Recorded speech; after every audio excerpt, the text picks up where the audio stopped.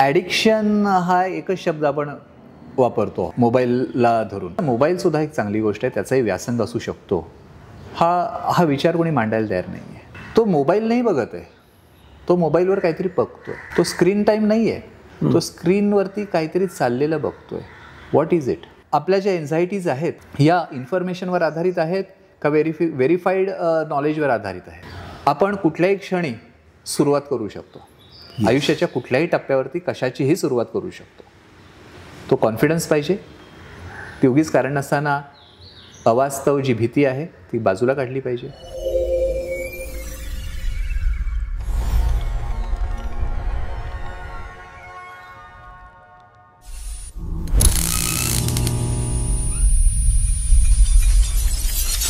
Conquering इल्युजन्समध्ये तुमचं स्वागत आहे. आपण चर्चा करत आहोत पालक, मोबाईल आणि मुलं. म्हणजे मुलांचा जो मोबाईलचा वापर आहे त्याच्याविषयी पालकांचे जो कन्सर्न आहे त्याच्याविषयी आपण बोलत आहोत. बरेच प्रश्न गेल्या भागामध्ये आपण कवर केलेले आहेत. आता पुढे थोडंसं जाऊया. पूर्वी आपल्याला 512 MB पण महिन्यावर पुरायचं, म्हणजे महिनाभर आपल्याला तेवढ्या लिमिटमध्ये आपण काम करायचो. आत्ता आपल्याला 2 GB पण पुरत नाही आहे. ज्यावेळेला तुम्ही तुमचा तो मोबाईल जाऊन तुमच्याजवळ स्मार्टफोन आला, स्मार्टफोन म्हणजे तुम्हाला कळलं आहे की मी त्याच्यामध्ये बरेच ॲप्स हे आणि इंटरनेट पुन्हा ॲक्सेस होता तुम्हाला, तर त्यावेळेला तुमचा वापर किती होता आणि सुरुवातीला हे आल्यानंतर तुम्ही त्यात किती गुंतलात आणि तुम्ही म्हणजे असं झालं का की मला यातून निघता येणार नाही किंवा ॲडिक्शन होईल? मला असं वाटतं ॲडिक्शन हा एकच शब्द आपण वापरतो पकडलेला मोबाईलला धरून. म्हणजे पुस्तकांचा व्यासंग असतो आणि मोबाईलचं व्यसन.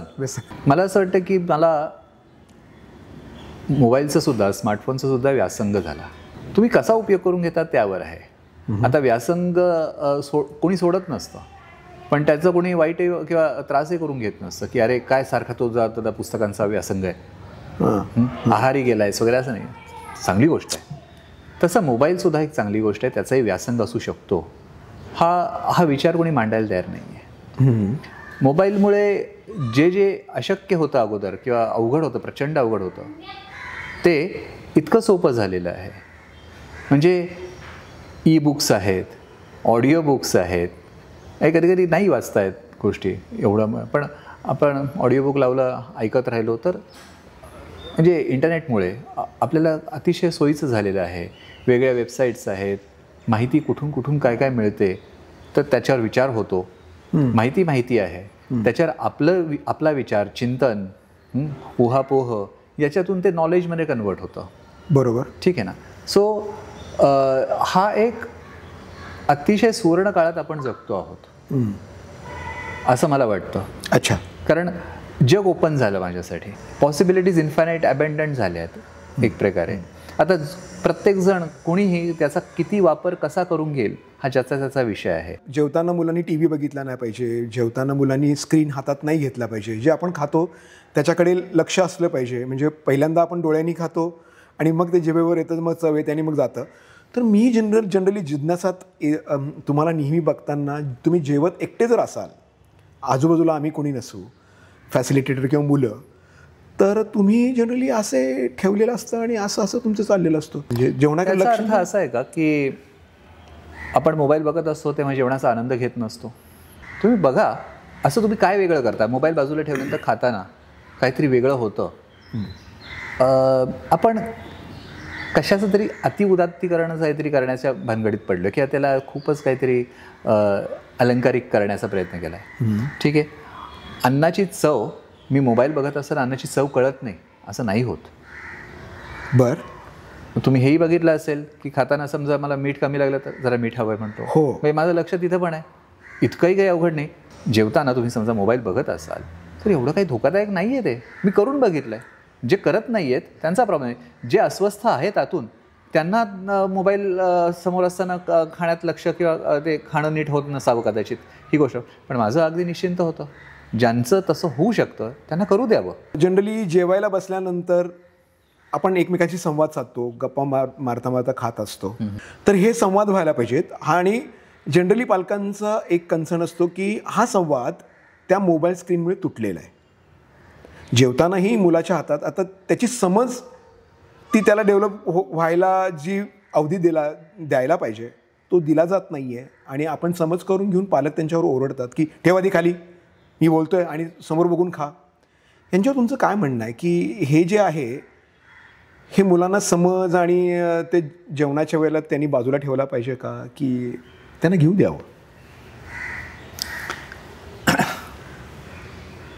तसा इंटरेस्टिंग प्रश्न आहे. याला काही असं सरळ उत्तर देता येईल असं नाही आहे. बरं. पण जेवताना समजा काहीतरी तो बघत असेल आणि खूप एंगेजिंग असेल ते, तर त्याला बघू द्यावं.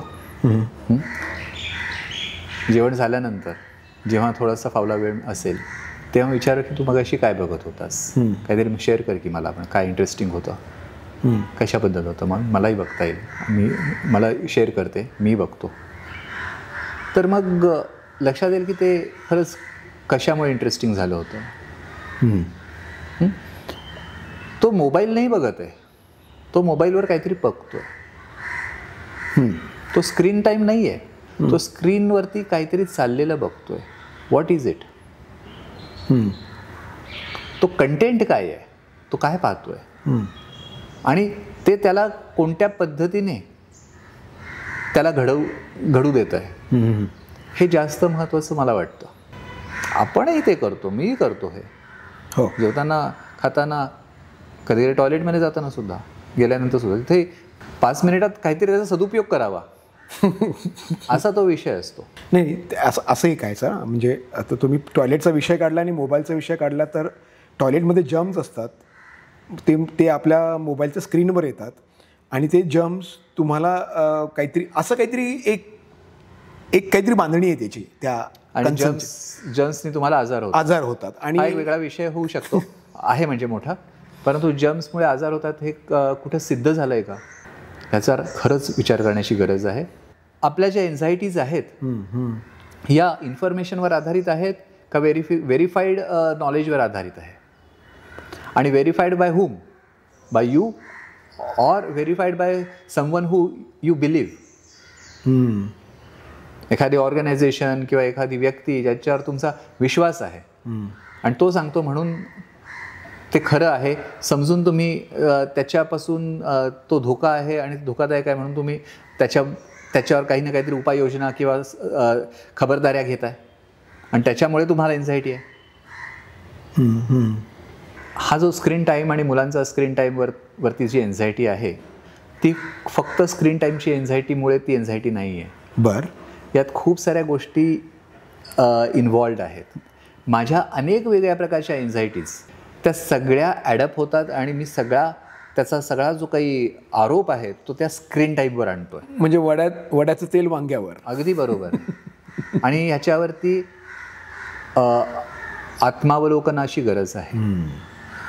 हे एकमेकांना आरोप ब्लेम गेमचा विषय नाही आहे हा. यावर स्वतःवर काय नक्की होतं आहे गडबड, नक्की मला भीती वाटते, पण ही भीती वाटण्यासाठी कशी भूमिका तयार झाली आहे याच्याकडे जर मागे जाऊन बघितलं तर खूप साऱ्या वेगळ्या कंडिशनिंग्स, बिलीफ्स याच्यातून ते घडतं आहे खरं तर. आणि ह्या प्रत्येकाच्या वेगवेगळ्या असू शकतात, वेगळ्या लेवल्सवर असू शकतात.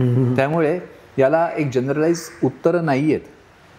आणि जेव्हा एक जनरलाइज उत्तर दिलं जातं, जेव्हा मी आता असं म्हणतो की यात काही धोका नाही आहे, त्या मुलांवर सोडून द्या काही गोष्टी.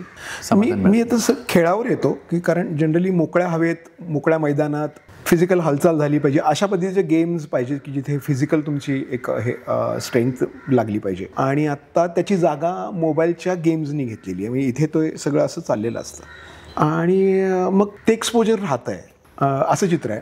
तर याच्याविषयी तुम्हाला काय म्हणायचं आहे, मुलांनी काय केलं पाहिजे? मला असं वाटतं की हे फार क्रिमिनल आहे. मुलांना तुम्ही आज मोबाईल्स दिलेले आहेत, ॲप्स दिलेले आहेत आणि त्याच्यावर गेम्स आहेत. हो. मुलांना खेळायला आवडतं. हो, ठीक आहे. गेम्स परवडत आहेत मोबाईलवरचे. हां. बरं. कुठे 10 रुपये, कुठे 20 रुपयात ॲप, कधी कधी फ्रीच आहेत बरेचसे. हो. पण एंगेजिंग आहे. पण याचा परिणाम त्यांच्यावर होत नाही? होतोच की, कोण ना करतंय. पण मुलांना खेळायचं आहे, मोबाईल असो किंवा खरे, त्याच्या हातात खरी बॅट द्या, खरा बॉल द्या, स्टम्प्स द्या, त्याचं इक्विपमेंट्स द्या, तो क्रिकेट खेळायला जाईल. त्याला व्यवस्थित खो खोसाठी म्हणा किंवा कबड्डीसाठी, वेगळ्या व्हॉलीबॉलसाठी तशा जागा उपलब्ध करा. ॲम्युनिटी स्पेसेसमध्ये काय आहे, ॲम्युनिटी स्पेसेसमध्ये पुढाऱ्यांनी आक्रमण करून ठेवलेली आहेत. हो हो. त्याच्यावर आवाज कोणी उठवण्याचा हिंमत करत नाही आहे, कारण गुंडाशाही आहे ना सगळी. तिथे तर आवाज करायचा नाही, पोरांवर आवाज करा. वल्नरेबल आहेत. Correct correct. बरं, हे करून तुम्ही काय करू शकता का? नाही, त्याला परत मोबाईल द्यावाच लागतोय तुम्हाला. तर मोबाईलचा वापर खेळण्यासाठीच्या ऐवजी एक्सप्लोरेशनसाठी मेन आहे. खरं तर खेळण्यासाठी क्रीडांगणं आहेत कुठे आहेत, पण सर ते खेळत आहेत, त्यांचाही काहीतरी स्विच होत असतो. म्हणजे असं नाही होऊ शकत. मलाही, मी माझ्या मुलांनाही पाहतोय की की खेळायला लागल्यानंतर स्क्रीनवर किंवा कुठल्याही डिव्हाइसवर असतील तर ते त्याच्यामध्ये खूप वेळ नाही राहत ते, आणि एकसारखाच गेम नाही खेळत ते. एक गेम बोर झाला, परत जसं गेल्या आपण एपिसोडमध्ये बघितलं होतं की ऑगियन कॉक्रोचेस, त्या छोटा भीमवरून कधी ऑगियन कॉक्रोचेसमध्ये शिफ्ट होतात आणि त्यांना पुढे जायचं असतं, त्याच्या गेलेले असतात. तर हा स्विच जो होत असतो हे लक्षात येत नसतं पालकांच्या, की त्यांना लक्ष द्यायचं नसतं त्यावर. दोन्ही गोष्टी आहेत. पण तिसरी गोष्ट ही पण आहे की स्विच होत होत होत एकातून दुसऱ्यातून तिसऱ्यातून जवळपास इन्फिनाईट गेम्स आहेत. हो. तर हे स्विचेस करत करत इन्फिनाईट काळासाठी ते तेच करत राहतील, ही शक्यता आहे.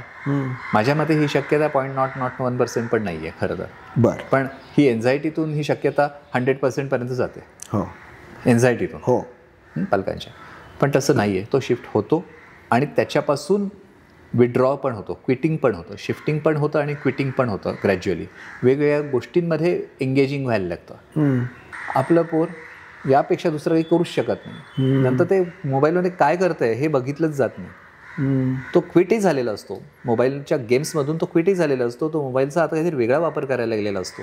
पण आपण थोडंच बघतो, आपल्याला असं वाटतं की मोबाईल म्हणजे गेम्स आणि आहारी गेला आणि ॲडिक्शन्स. मोबाईलवरून तुम्ही जगाचं दर्शन करू शकता, वेगळ्या गोष्टी पाहू शकता, वेगळ्या गोष्टी घडतायत, लोक कंटेंट टाकतायत भरभरून त्याच्यावरती. हो. हे पुस्तकं असताना हे शक्य नव्हतं. आजही पुस्तकांचं किती छापाई करा, त्या पद्धतीचं आकलन करणारी क्षमता पुस्तकांना नाही आहे. तर पुस्तकांचाही जे मंडळी गौरव करतात, अतिगौरव करतात, त्यांच्याबद्दल मी असं म्हणेन की पुस्तकांना तुम्ही काय ओमनीपोटंट असं काहीतरी टूल समजू नका. त्याच्या पण मर्यादा आहेत. ठीक आहे, पुस्तकं नव्हती तेव्हासुद्धा शिक्षण होतं. पुस्तकांच्या पलीकडे आपण गेलो आहोत, त्यांनी पण शिक्षण होऊ शकतं, त्यांनीही समज निर्माण होऊ शकते. पुस्तकांशिवायही होऊ शकते, पुस्तकांच्या पुढेही जाऊन होऊ शकते. दोन्ही म्हणजे विथ बुक्स आणि विदाऊट बुक्स दोन्ही शक्यता आहे. म्हणजे याचा अर्थ पुस्तकां करूच नाही असं म्हणणं नाही आहे. पण पुस्तकं एखाद्याने नाही बघितली तरी आज परिस्थिती आहे त्याच्या पलीकडे तो रीडिंग करू शकतोय, वॉच करू शकतोय, सगळ्या गोष्टी करू शकतोय त्या मोबाईल थ्रू सुद्धा. अगदी बरोबर. आपल्याला आपलं अल्टिमेट प्रयोजन काय आहे? तर अल्टिमेट प्रयोजन आनंदी राहणं. हो. आनंदी होणं आणि आनंदी राहणं. हो. हेच आहे. त्यासाठी आनंद मॅक्सिमम घेण्यासाठी समज तयार होणं. हो. समज असेल, चांगला अंडरस्टँडिंग, रिअलायझेशन असेल तर त्याचा आनंद बहुगुणित होतो. हो. त्यामुळे समज तयार होणं आवश्यक आहे. समज तयार होण्यासाठी खूप सारं वेगळं अनुभव घेणं आवश्यक आहे. वेगळं जाणण्यासाठी वेगळ्या माहिती, इन्फॉर्मेशन असली पाहिजे. ती इन्फॉर्मेशन आपल्याला त्याची समज ते कळण्यासाठी ती इन्फॉर्मेशन ज्या भाषेत आहे ती भाषा आपल्याला माहीत असली पाहिजे. बरोबर. आणि मग त्या भाषेत व्यक्त होण्यासाठी मला बोलता आलं पाहिजे, लिहिता आलं पाहिजे. यासाठी नोंदी आणि याच्यासाठी समजा या सगळ्या गोष्टी म्हणजे लिहिणं आणि वाचन याच्याशिवाय सुद्धा समज तयार होऊ शकत नाही का? होऊ शकते. होते. ऐकण्याने, हो, पाहण्याने. आता गंमत अशी आहे की जेव्हा लिहिता वाचण्याची साधनं नव्हती, म्हणजे कागदही अवेलेबल नव्हता, लिखाणाची साधनं, छपाईची साधनं अवेलेबल जास्त नव्हती, तेव्हा लोकांकडे समज नव्हती का? होती. लिखाण वाचनाने त्यामध्ये अजून भर पडली. पण त्यालाही पर्याय डेव्हलप झालाय ना आता. ऐकणं आणि पाहणं हे जास्त एफिशियंट झालंय. हो, त्याच्यातून समज तयार होतीये. मुलांना लक्षात येते की यांची समज तयार होती तर मी हे कशाला करत बसू. ते एक स्किल म्हणून लक्षात राहील आता, पण ते इनएव्हिटेबल राहिलेलं नाही आहे. त्याच्याशिवाय नाहीच काही गती हे राहिलेलं नाही आहे. पण जिथे अजूनही त्याची गरज आहे ती गरज निर्माण झाली आहे ज्या क्षणी, त्या क्षणी मुलं तेही अवगत करतात. कारण त्याची समज डेव्हलप होण्यासाठी ग्रहण करण्याची जी क्षमता आहे ती डेव्हलप झाली आहे. त्यामुळे ते जे पडेल ते ग्रहण करण्याची त्यांची तयारी होते त्यावेळी. पण त्याची तयारी तेव्हाच असते आतून जेव्हा त्याची गरज आहे. बरोबर, रिलेव्हन्स आलाय. ही गरज नसताना ते म्हणतात नाही करायचं मला. अगदी बरोबर, कशाला करू, पुढे लागेल म्हणून काही प्रयत्न करायचा. तू करत नसेल तर आम्ही तुला दामटून करायला लावू. हे स्कूलिंग होतं. बरोबर. पण जिथं स्कूलिंग नाहीये तिथं ते म्हणतात मला नंतर करेन, जेव्हा गरज असेल तेव्हा मी करेन. मी मंद नाहीये, हो, मला सगळं जमतं. तेव्हा आत्ता मला जास्त रिलेव्हंट जे वाटतं ते मी करत राहतोय. जेव्हा हे रिलेव्हंट होईल तेव्हा तेही करेन. घाई काय आहे. आणि जे रिलेव्हंट होत नाही ते कशाला शिकू. मी शिकलो पण त्याचा उपयोगच करू शकत नाही. मला माहीतच नाही का कुठे उपयोग करायचा, कारण मला रिलेव्हन्सच कळला नाही आहे. आपल्या पिढीत 10 वर्ष शाळा आणि त्याच्या पुढची जी काही कॉलेजेस आपण का शिकलो, ते सगळे वेगळे विषय आणि त्यातले टॉपिक्स आपण आज काय करतोय, आयुष्यात आपण काय केलं त्यातलं नक्की सांगता येत नाही आहे. कारण ते रिलेव्हंट कधीच व्हायच्या अगोदर आपल्या अंगात, आपल्या शरीरात किंवा आपल्या आत कोणीतरी फीडिंग करून ठेवलेलं आहे. ते फीड करून दिले. उद्या पुढे मागे लागेल कदाचित पाढे, उद्या पुढे मागे कधीतरी लागतील. ते फॉर्म्युले सगळे लागतील, ते सिक्वेन्सेस, ते मॅट्रायसेस, ते इंटिग्रेशन, ते डेरिव्हेटिव्स, सगळं काय काय शिकलो. कुठले इसवी सन झाली, काय झालं आणि काय नाही, सगळं शिकलो. विसरलो पण, कारण त्याचा रिलेव्हन्स आपल्या पाशी आलाच नाही कधी. ज्या गोष्टींचा रिलेव्हन्स आला ते आपण सांभाळून ठेवलंय, त्याचा वापर करतोय. जो चाखेल तोच राखेल. जे मला वापरता येण्यासारखं आहे तेच मी जपणार आहे. मग इन्फॉर्मेशन आहे, नॉलेज आहे, ते सुद्धा जे उपयोगाचं आहे तेच मी माझ्यासोबत मी कायम ठेवणार आहे, घेऊन जाणार आहे, त्याचं संरक्षण करणार आहे. तर रिलेव्हंट होतेच ना गोष्टी. रिलेव्हंट झाले की भाषा काही पण शिकतील, 1 नाही 10 शिकतील भाषा. हो, रिलेव्हंट होतेत. मला सांगा, ज्यांचं मातृभाषेतून शालेय शिक्षण झालेलं आहे आणि त्याच्यानंतर काही नोकरी धंद्यानिमित्त ते कुठे परराष्ट्रात गेलेले आहेत, हो, तिथली भाषा ते शिकू शकले नाहीत का? शिकले. शिकले. तिथले स्थानिक जर झालेले असेल, रहिवासी झाले असेल, तर ते व्यवहार करतायत तिथे लोकांशी का? तिथे मातृभाषेतून बोलून तिथं होत आहे काम त्यांचं? नाही. मग ती भाषा शिकायला शिकण्यासाठी वयाच्या 25व्या वर्षी सुरू केलं त्यांनी. हो, मी 35व्या वर्षी तेलुगू शिकलो. मी कारण हैदराबादमध्ये काम करत होतो. उदाहरण आहे. मग तेलुगूसाठी तुम्हाला परत शाळेत जावं लागलं? नाही. बालवाडीत जावं लागलं? नाही. बोलता बोलता शब्द आणि काय, ह्याला काय म्हणतात, ह्याला काय म्हणतात विचारत बस झालं. मे बी तुम्हाला लिहिता येत नाही, वाचता येत नाही फारसं, पण काम चालवता होत आहे. अगदीच. रोज उठून तेच अक्षरं परत रिपीट होत आहेत, आपल्याला रजिस्टर करत जातो आपण, जमतं. जेव्हा तुम्ही एन्झायटीनी भरता तेव्हा पॉसिबिलिटीज कम्प्लिटली इम्पॉसिबिलिटीजमध्ये कन्वर्ट होतात. सगळ्या पॉसिबिलिटीज नो पॉसिबिलिटीजमध्ये कन्वर्ट होतात. आणि मग ती एन्झायटी अजून बहुगुणित होते, भीती वाटायला लागते. गरज नाही आहे. आपण कुठल्याही क्षणी सुरुवात करू शकतो. आयुष्याच्या कुठल्याही टप्प्यावरती कशाचीही सुरुवात करू शकतो. तो कॉन्फिडन्स पाहिजे. ती उगीच कारण नसताना अवास्तव जी भीती आहे ती बाजूला काढली पाहिजे. मोबाईल एक टूल आहे, त्याच्या पण मर्यादा आहेत काही. त्या मर्यादांवर सुद्धा कामं होत आहेत आज. पुढच्या पिढीच्या, आता आपली पुढची पिढी जी लहान मुलांची पिढी म्हणतो आपण, त्यांची पुढची पिढी मे बी मोबाईल वापरणार नाही आहे, त्याच्या पलीकडे काहीतरी आलेलं असणार. हो, आज AI चाललंय, पण AIच्याही पलीकडे काहीतरी होणार आहे. येस सर, त्याच विषयावर आपण पुढच्या भागात आपण बोलणार आहोत. कारण आत्ता आपण एन्झायटी आणि पालकांच्या ह्याच्यापर्यंत येऊन पोचलोय. पण हे डिव्हाइस किंवा इंटरनेट आणि हे युग इथेच थांबणार नाही आहे, पुढे गेले. आत्ताही बरेचसे चॅलेंजेस करिअरमध्ये आणि मुलांच्या समोर पालकांच्या समोर आहेत ते कोणते चॅलेंजेस आहेत आणि त्याच्यावर काय पद्धतीने विचार व्हायला पाहिजे याच्याविषयी आपण पुढच्या भागात चर्चा करूया. आज मांडलेल्या मुद्द्यांबद्दल तुमचं धन्यवाद सर. तुम्ही व्यक्त व्हा, तुम्हाला पडलेले काही प्रश्न असतील तर ते आम्हाला जरूर या कॉमेंट बॉक्समध्ये शेअर करा. त्याची उत्तर आपण सरांकडे घेऊया. भेटूया पुढच्या भागामध्ये. पाहत राहा कॉन्करिंग इल्युजन्स.